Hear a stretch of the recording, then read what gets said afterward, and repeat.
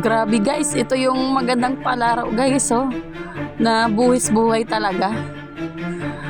Makakuha ka ng pera pero isang kagat lang din nito guys. Patay ka talaga. Sa mga professional lang ni guys. Hindi nyo pag isundon kaya mapatay. Gid ka mo sini kung makagat ka mo.